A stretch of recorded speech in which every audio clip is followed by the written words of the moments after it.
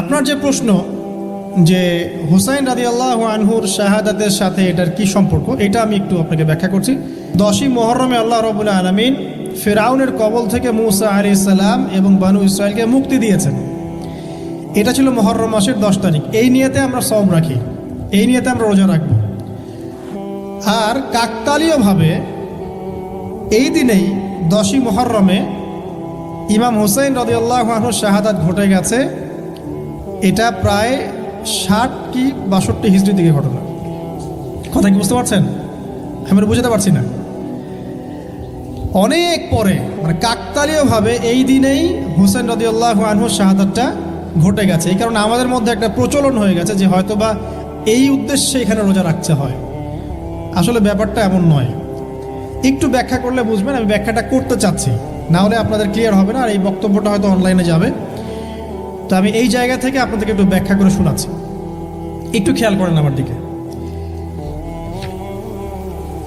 রাসূল সাল্লাল্লাহু আলাইহি ওয়াসাল্লামের ইন্তেকালের পর খলিফা হন আবু বকর সিদ্দিক রাদিয়াল্লাহু আনহু, তারপরে ওমর রাদিয়াল্লাহু আনহু, তারপরে উসমান রাদিয়াল্লাহু আনহু। এই উসমান রাদিয়াল্লাহু আনহুর এই সময় থেকে শেষের দিকে একটা সমস্যা সৃষ্টি হয়েছে। কি সমস্যা?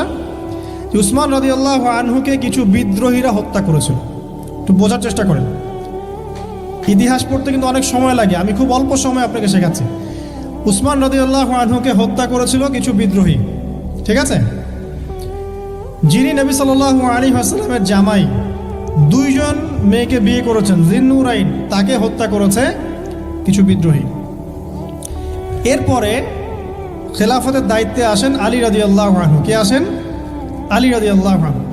আলী রাদিয়াল্লাহু আনহু দায়িত্ব নেন এই মক্কা মদিনা এই জায়গাটুকুর উপরে। তার হাতে সাহাবায়ে কেরাম বায়াত করেন। কিন্তু ওই দিক বলতে বোঝাচ্ছি সিরিয়া, শামের দিকে, সেদিকের গভর্নর ছিলেন মুয়াবিয়া রাদিয়াল্লাহু আনহু। কি নাম? মুয়াবিয়া রাদিয়াল্লাহু আনহু। তিনিও কিন্তু একজন বড় মাপের সাহাবী, ঠিক আছে? তো মুয়াবিয়া রাদিয়াল্লাহু আনহু সেখানে নিজে সেখানকার খেলাফতের দাবি করেন। আলী রাদিয়াল্লাহু আনহুর হাতে বায়াত তিনি করেননি। আলী রাদিয়াল্লাহু আনহুকে বারবার একটা বিষয়ের চাপ দেওয়া হচ্ছিল যে উসমান রাদিয়াল্লাহু আনহুর শাহাদাতের আগে বিচার করতে হবে, হত্যাকারীর বিচার করতে হবে। তো এখানে একটা দ্বন্দ্ব, মানে একটা পলিটিক্যাল দ্বন্দ্ব সৃষ্টি হলো। ওইদিকে মুয়াবিয়া রাদিয়াল্লাহু আনহু তিনি খেলাফতের দাবিদার হয়ে উঠলেন, এদিকে সাহাবায়ে কেরাম সহ অনেকেই আলী রাদিয়াল্লাহু আনহুর কাছে বায়াত করলেন। তো এর ফলশ্রুতিতে দেখা যায় আলী রাদিয়াল্লাহু আনহু তার রাজধানীটাকে কুফায় নিয়ে যান, ইরাকের কুফায়। তো ইহুদিদের ইন্ধনের ফলে এক পর্যায়ে দেখা যায় যে আলী রাদিয়াল্লাহু আনহুর এক পক্ষ এবং একদিকে মুয়াবিয়া রাদিয়াল্লাহু আনহুর এক পক্ষ, তারা একটা মানে অনাকাঙ্ক্ষিত যুদ্ধের দিকে চলে যান, ঠিক আছে? এই যুদ্ধটাকে বলা হয় সিফফিনের যুদ্ধ। কিসের যুদ্ধ? সিফফিনের যুদ্ধ। এটা সংঘটিত হয়েছে 37 হিজরিতে। কত হিজরি? 37। এর আগের বছর আবার উটের যুদ্ধ হয়েছে, জঙ্গে জামাল। তার পরের বছর এই সিফফিনের যুদ্ধ। সিফফিনের যুদ্ধে আলী রাদিয়াল্লাহু আনহু বিজয় লাভ করেই ফেলেছিলেন। এই সময় মুয়াবিয়া রাদিয়াল্লাহু আনহুর দলের মধ্যে আমর ইবনে আস রাদিয়াল্লাহু আনহু তিনি বলছেন যে কোরআন ফয়সালা করবে। কোরআন ফয়সালা করবে, এটাকে কেন্দ্র করে একটা তৃতীয় পক্ষ নির্ধারণ করা হয়, যেটাকে আমরা সালেস বলি। যে মুয়াবিয়া রাদিয়াল্লাহু আনহুর পক্ষে একজন, তার নাম আমর ইবনে আস রাদিয়াল্লাহু আনহু, এবং আলী রাদিয়াল্লাহু আনহুর পক্ষে একজন, তার নাম হচ্ছে আবু মুসা আশআরী রাদিয়াল্লাহু আনহু। তারা গিয়ে একটা তৃতীয় পক্ষ করে মীমাংসা করতে চাচ্ছেন যে আমরা কেউ যুদ্ধ চাই না, আমরা ভাই ভাই, আমরা সবাই মুসলিম উম্মার ঐক্যের খাতিরে এখানে একটা সলিউশনে আসবো। তো সলিউশনে একটা আশা হচ্ছিল যে ঠিক আছে উভয়েই পদত্যাগ করবে, নতুন খলিফা নেওয়া হবে, ঠিক আছে? তো এরকম একটা কথা চলছিল। কিন্তু মুয়াবিয়া রাদিয়াল্লাহু আনহু তিনি তার যে মানে দাবি, এটা ছাড়তে চাচ্ছেন না। এইদিকে আলী রাদিয়াল্লাহু আনহু দলের মধ্যে কিছু মানুষ, প্রায় 12,000, তারা এই দল থেকে বের হয়ে গেল যে আমরা আলীকেও মানি না রাদিয়াল্লাহু আনহু, মুয়াবিয়াকেও মানি না রাদিয়াল্লাহু আনহু, এই আমর ইবনে আসকেও মানি না রাদিয়াল্লাহু আনহু, এবং এই আবু মুসা আশআরী তাকেও মানি না, আমরা কাউকেই মানি না। এবং এদেরকে বলা হয় খারেজি। কি বলা হয়? খারেজি, তারা এইখান থেকে দল থেকে বের হয়ে গেলেন। শুধু তাই না, তারা ফতোয়াও দিল যে আলী এবং মুয়াবিয়া এবং আমর ইবনে আস, আবু মুসা আশআরী সবাই কাফের, নাউজুবিল্লাহ। কারণ কি? কারণ হচ্ছে তারা আল্লাহর কিতাব, আল্লাহর বিধান দ্বারা বিচার ফয়সালা করছে না, মানুষের মত তারা গ্রহণ করছে। মানে ওদের উদ্ভট যুক্তি আর কি, তারা আল্লাহর কিতাব দিয়ে ফয়সালা করছে না, বরং মানুষের রায় গ্রহণ করছে। এটা একটা খোরা যুক্তি ছিল। তো আলী রাদিয়াল্লাহু আনহু এদেরকে দমন করলেন। নহরওয়ান নামক জায়গায় তাদের সাথে যুদ্ধ হলো এবং এই যুদ্ধে আলী রাদিয়াল্লাহু আনহু জয়লাভ করলেন। কিন্তু সিফিনের যুদ্ধটা হয়ে গেল। এখন দেখেন দুইটা পক্ষ পাচ্ছেন আপনি এখানে, আলী রাদিয়াল্লাহু আনহু একটা পক্ষ, একটা কার? মুয়াবিয়া রাদিয়াল্লাহু আনহুর পক্ষ। এখন এই যে খারেজিরা বের হয়ে গেল, এখন তো দেখা যায় যে কিছু কিছু শব্দ বললে মানুষ খারেজি ট্যাগ দিয়ে দেয় না। দেখেন এই খারেজি আকিদার সাথে কিন্তু আসলে পলিটিক্যাল সমালোচনার কোনো সম্পর্ক নেই। পলিটিক্যাল দ্বন্দ্বের সাথে, পলিটিক্যাল সমালোচনার সাথে কিন্তু খারেজি বা খাওয়ারিজম মতবাদটা আসলে জড়িত না। এটা কার সাথে জড়িত? ওই যে একদিন বলেছিলাম, খারেজিরা মনে করে কবিরা গুনাহ করলে কোনো ব্যক্তি কি হয়ে যায়? কাফের হয়ে যায়। খারেজিদের আকিদা হচ্ছে কবিরা গুনাহ করলে কোনো ব্যক্তি কাফের হয়ে যায়। এই আকিদাটার নাম খারেজি আকিদা। এটা কি বাংলাদেশে মুসলিমরা লালন করে? কোনো আলেম, কোনো বক্তা, কোনো মুফাসসির, কোনো মুহাদ্দিস আপনাদেরকে বলছে কখনো এই দেশের মাটিতে যে কবিরা গুনাহ করেছে এরা এদেরকে মেরে ফেলো? বলেছে? কিন্তু আপনি কিছু হক কথা বললে আপনাকে ট্যাগটা খেতে হবে। তা আসলে এই যারা এই ধরনের মানে ওই যে বলেছি একদিন খারেজি ম্যানুফ্যাকচার কোম্পানির সাথে সদস্য, এরা ভাঙাচোরা ইস্যু পেলেই কাউকে খারেজি ট্যাগ দিয়ে দেয়। আসলে মূল বিষয় এরা নিজেরাই খারিজ হয়ে যাচ্ছে দিন দিন, অন্যকে খারিজ করতে করতে নিজেরাই খারিজ হয়ে যাচ্ছে। এখানে দেখেন মুয়াবিয়া রাদিয়াল্লাহু আনহু এক পক্ষে, আলী রাদিয়াল্লাহু আনহু আরেক পক্ষে। ব্যাটেল, যুদ্ধ হয়ে গেল, সিফিনের যুদ্ধ হয়ে গেল, 3 দিন যুদ্ধ হয়েছে। ওই যুদ্ধে কি মানুষ মারা যায় নাই? মারা যায় নাই? মারা গেছে। তো আলী রাদিয়াল্লাহু আনহু তো বলেননি যে ওরা খারেজি। কারা খারেজি তাহলে? যারা এই যে 12,000 সৈন্যের মধ্য থেকে বের হয়ে গেল এবং সবাইকে কাফের ফতোয়া দিল যে আলীও কাফের, মুয়াবিয়া কাফের, আমর ইবনে আসও কাফের, নাউজুবিল্লাহ, আর এই যে আবু মুসা আশআরী তারাও কাফের। একটু বোঝেন। এরপর তারা যখন বের হয়ে গেল, আলী রাদিয়াল্লাহু আনহু তাদেরকে হত্যা করলেন, তাদের সাথে যুদ্ধ করলেন। কিন্তু এদের কিছু কিছু মানুষ বেঁচে ছিল। এরা একটা প্ল্যান করলো। কি প্ল্যান করলো? যে আমরা চোরাগুপ্তা হামলা চালিয়ে এই 4 জনের সবাইকে হত্যা করে ফেলব। কথা বুঝতে পারছেন? 4 জন একই দিনে প্ল্যান করলো। রমজান মাসের 17 তারিখ। কত তারিখ? রমজান মাসের 17 তারিখ। ওইটা সম্ভবত 40 হিজরি। কত হিজরি? সিফিনের যুদ্ধ হচ্ছে 37 হিজরিতে, এটা হচ্ছে কত হিজরি? 40, 3 বছর পর এরা প্ল্যান করলো।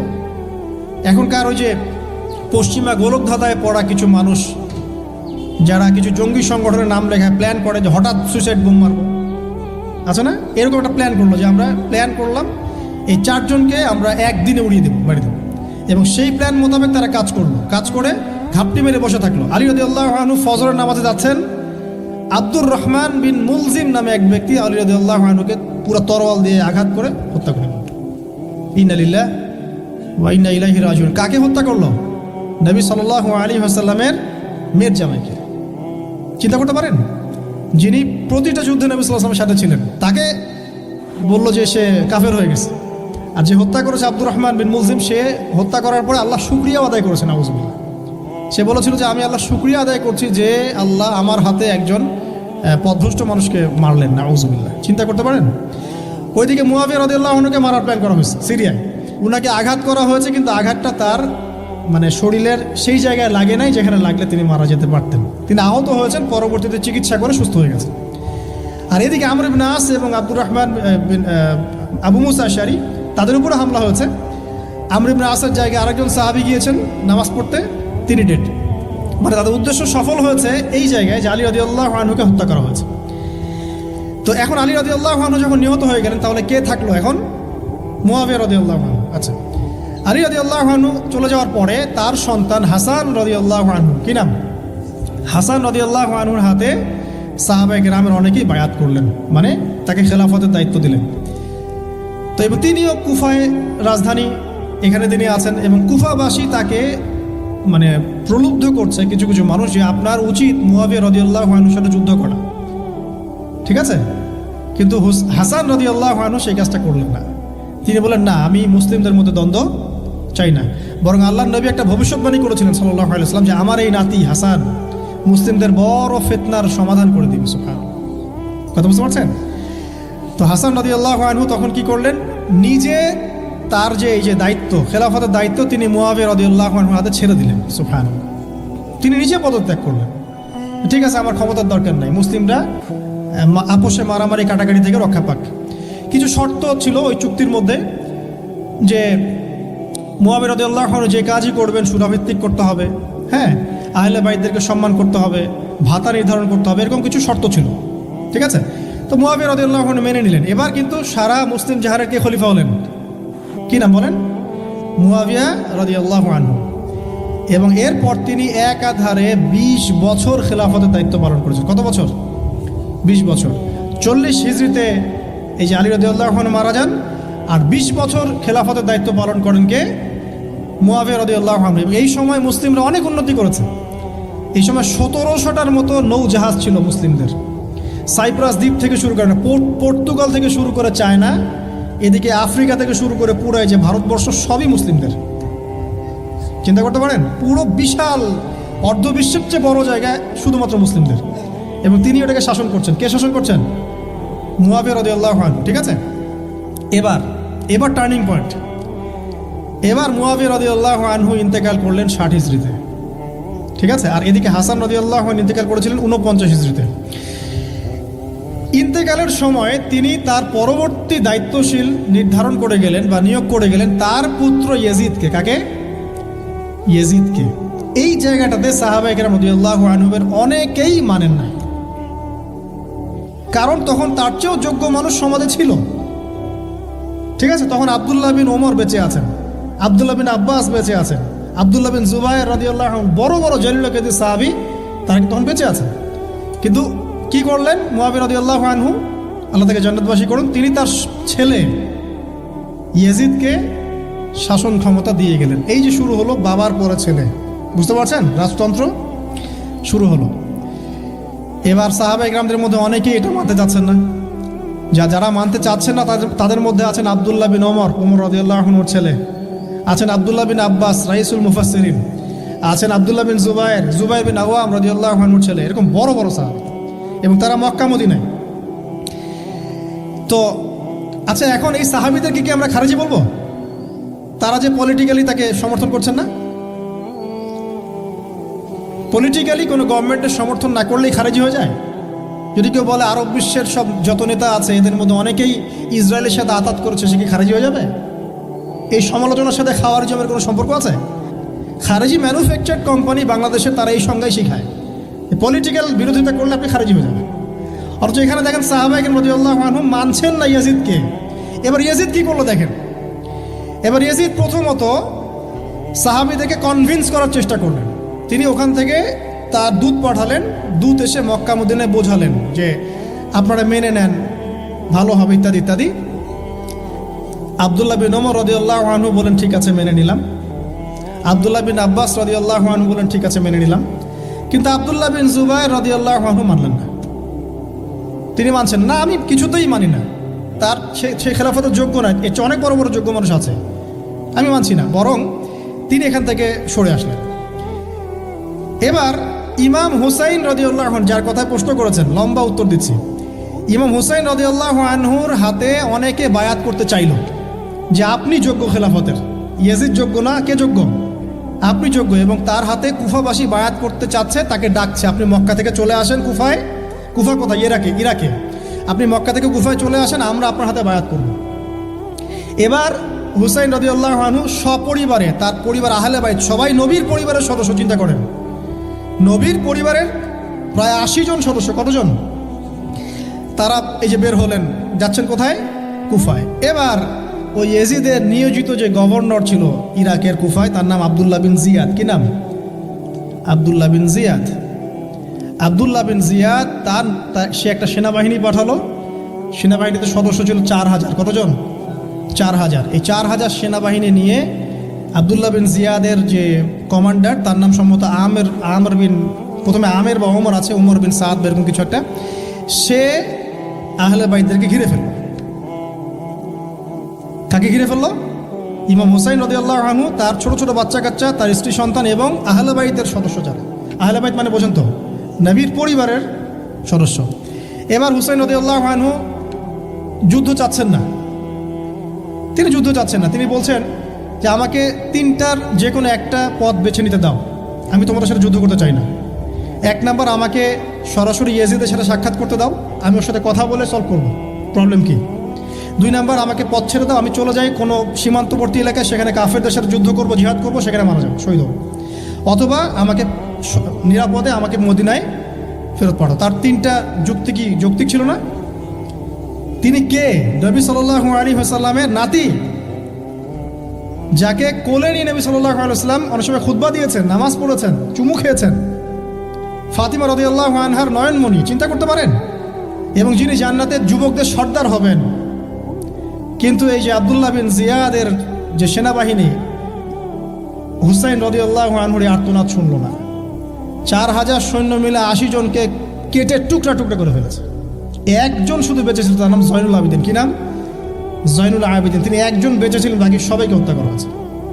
79 জন আহলে বাইতের সদস্যকে হত্যা করা হয়েছে। খারেজি ম্যানুফ্যাকচার কোম্পানি কিন্তু এদেরকে খারেজি বলছে না, যারা হুসেন রাদিয়াল্লাহু আনহুকে হত্যা করেছে। আপনি মিডল ইস্টের সমালোচনা করলে খারিজি হয়ে যাবে, ওদের শেকড়টা চিনেন এখন। অথচ ওরাই কিন্তু ব্রিটেনের সাথে হাত মিলিয়ে তুর্কিদের বিরুদ্ধে বিদ্রোহ করে ক্ষমতা দখল করেছে, জানেন?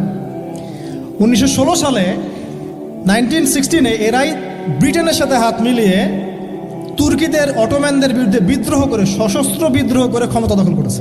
ওরা খারিজি হয়ে যায়নি। পড়লে জানবেন সত্য কি জিনিস। এবার আসেন মূল পয়েন্টে আসি। এবার যে হত্যা করেছে ইমাম হুসাইন রাদিয়াল্লাহু আনহুকে, সে বর্ষার আগা পর্যন্ত, বর্ষার মাথায় হুসাইন রাদিয়াল্লাহু আনহুর মস্তক উঠিয়ে ধরে এটাকে নিয়ে ইয়েজিদের কাছে গিয়েছেন। চিন্তা করতে পারেন? ইয়েজিদ যদিও বা এটার আদেশ কিন্তু করে নাই, সে ওই মস্তক থেকে আটকে উঠেছে। এটা তুমি কি করছো? আমি তো এটা করতে তোমাকে বলি নাই। উবাইদুল্লাহ বিন জিয়াদ এই কাজটা করেছে। এখানে আমরা ইয়েজিদকে নিষ্পাপ বলতে পারি না, বিকজ একজন শাসকের আন্ডারে যখন কোনো ক্রাইম হবে, এর একটা দায়ভার তো তার উপর পড়বেই। যদি এটা মেনে নেই যে সেখানে টেকনোলজি ছিল না, অনেক দূরের পথ, খবর পাওয়া যায় নাই, সেটা অন্য ইস্যু হতে পারে। কিন্তু পরের ঘটনাগুলো আমাদেরকে অন্যদিকে নিয়ে যাবে। মনে রাখেন, এই ঘটনাটা হৃদয় বিদারক। এটা হচ্ছে এই 10ই মুহররমের একটা হৃদয় বিদারক ঘটনা। এটা ঘটেছে কত সালে?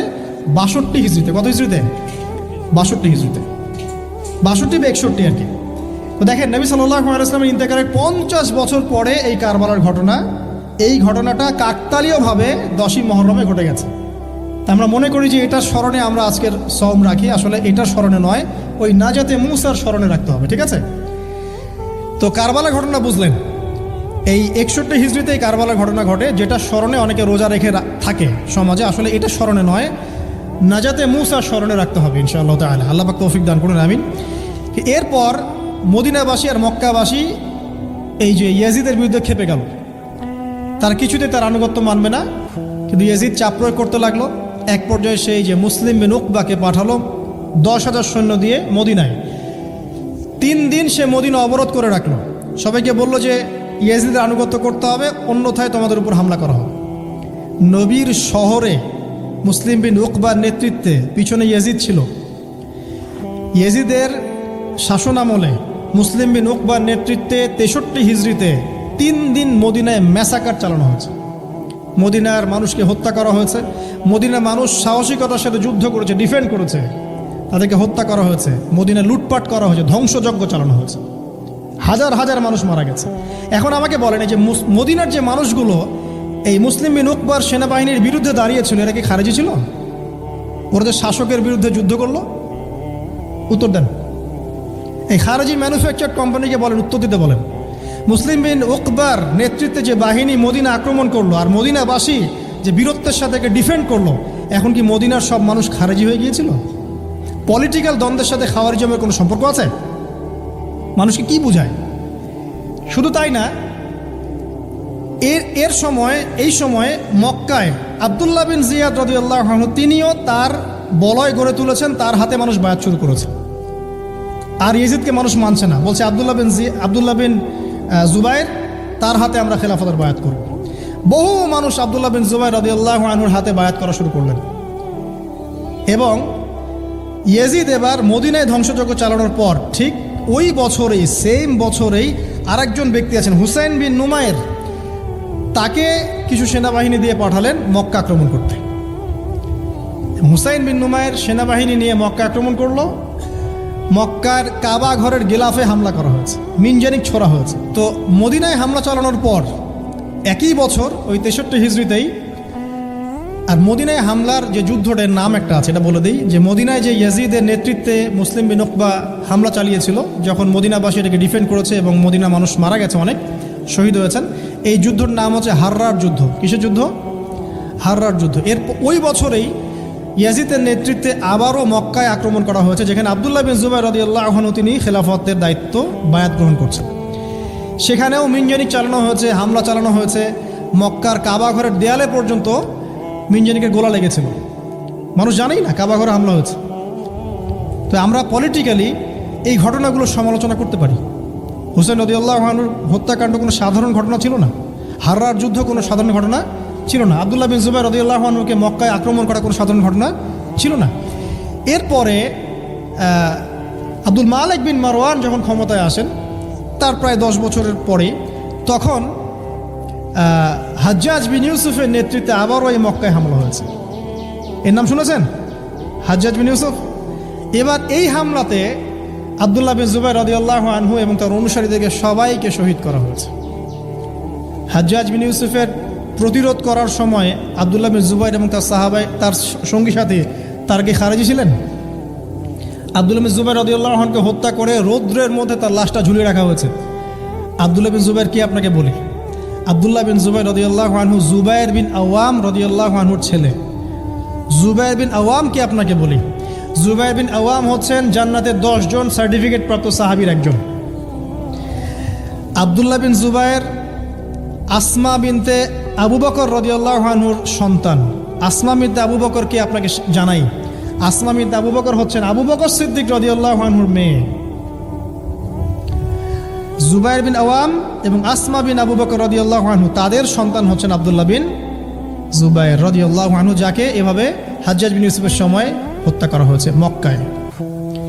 তো এই যে ঘটনাগুলো আপনারা শুনুন। এরপরে যদিও বা পরিস্থিতি ঠান্ডা হয়ে যায় আস্তে আস্তে, এবং আব্দুল মালিক বিন মারওয়ানের সময় তিনিও প্রায় 20 বা 22 বছর ক্ষমতা কাটান, এবং ওই সময় মুসলিমরা এই যে সিন্ধু প্রদেশ জয়, ওইদিকে তারেক বিন জিয়াদের স্পেন জয়, এদিকে আপনার এই যে আমাদের ভারতবর্ষ জয়, এগুলো ওই সময় ঘটেছে। ঠিক আছে, ওইদিকে আমরা যাচ্ছি না। মূল যে জায়গাটা আপনাদেরকে আজকে বলতে চাচ্ছি সেটা হলো এই, যে প্রথমত কারবালার বিয়োগান্তক ঘটনার সাথে এই 10ই মুহররমের সওমের কোনো সম্পর্ক নাই। এটা না যাতে মুসার সাথে সম্পৃক্ত, তবে এই হিস্ট্রিটা আপনার জানা থাকা উচিত, কিভাবে আবু বকর সিদ্দিক রাদিয়াল্লাহু আনহু থেকে এই আবদুল্লাহ বিন জুবাইর রাদিয়াল্লাহু আনহুর শাহাদাত পর্যন্ত ঘটনাগুলো ঘটলো। আল্লাহ পাক আমাদের সবাইকে ঘটনাগুলো থেকে শিক্ষা নেওয়ার তৌফিক দান করুন। মূল বিষয়টা হচ্ছে এখানে পলিটিক্যাল বিরোধিতা একটা জিনিস, খারেজি আকীদা টোটালি ডিফারেন্ট জিনিস। আর অনেক পলিটিক্যাল দ্বন্দ্ব পেরিয়ে মুসলিম ইতিহাস, ইসলামের ইতিহাস আজকে এই পর্যন্ত পৌঁছেছে। এই দ্বন্দ্বগুলোর কারণে আমরা কখনো এক পক্ষ আরেক পক্ষকে কাফের, ফাসেক, জালেম, মুরতাদ বা খারিজি এইসব ট্যাগ লাগাতে পারি না। এগুলো দুঃখজনক। আল্লাহ পাক এভাবেই আমাদেরকে পরীক্ষা করেছেন, এই ঘটনাগুলো ঘটে গেছে। আল্লাহ পাক আমাদের সবাইকে ইতিহাস থেকে শিক্ষা নেওয়ার তৌফিক দান করুন, মুসলিমদের মধ্যে আপোষে ভাই ভাই সম্পর্ক রাখার তৌফিক দান করুন, আমিন।